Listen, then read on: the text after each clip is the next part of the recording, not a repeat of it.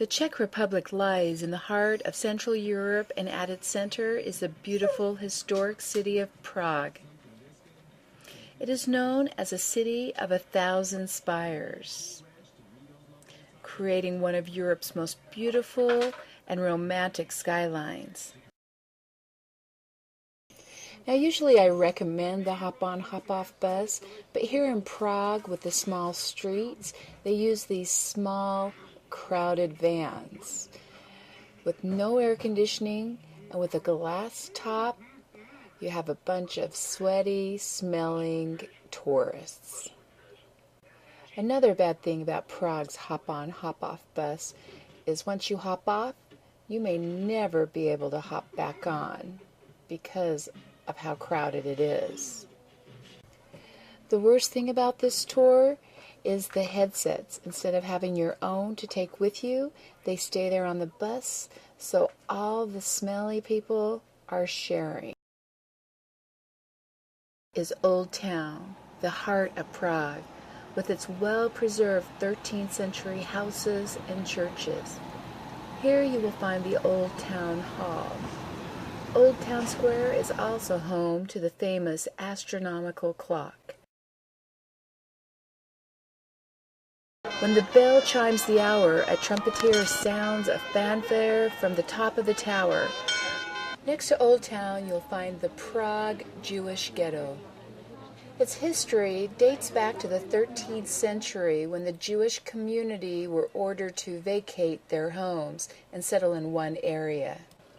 Begin your tour with a walk through the Jewish cemetery. The Old New Synagogue is Europe's oldest active synagogue and one of the earliest Gothic buildings. The Spanish synagogue was built in 1868 on the site of the oldest Prague Jewish house of prayer.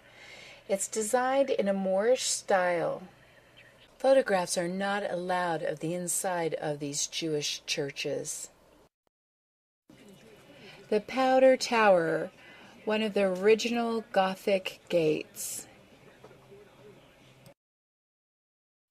The television tower of Prague has been called one of the ugliest buildings in the world. Now, why it has babies crawling up and down it, I have no idea, but it definitely is worth seeing.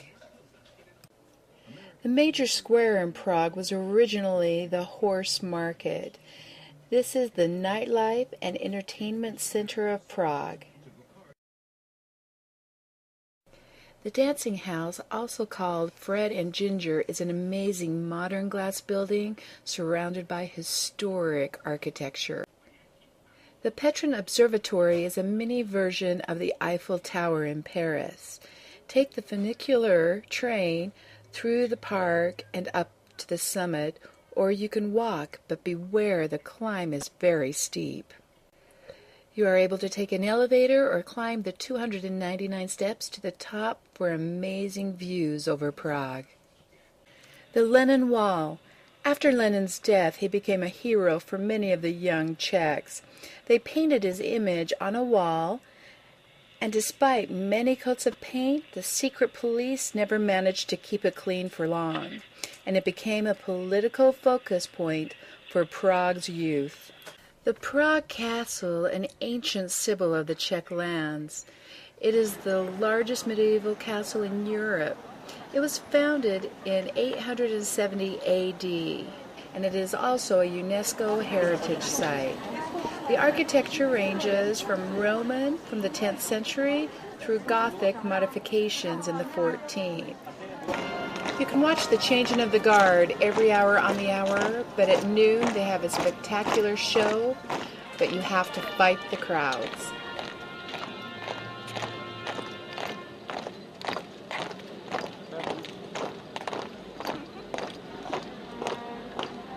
And I saved my favorite for last, a stroll along the Charles Bridge at dusk, where you can enjoy the bridge's 30 statues.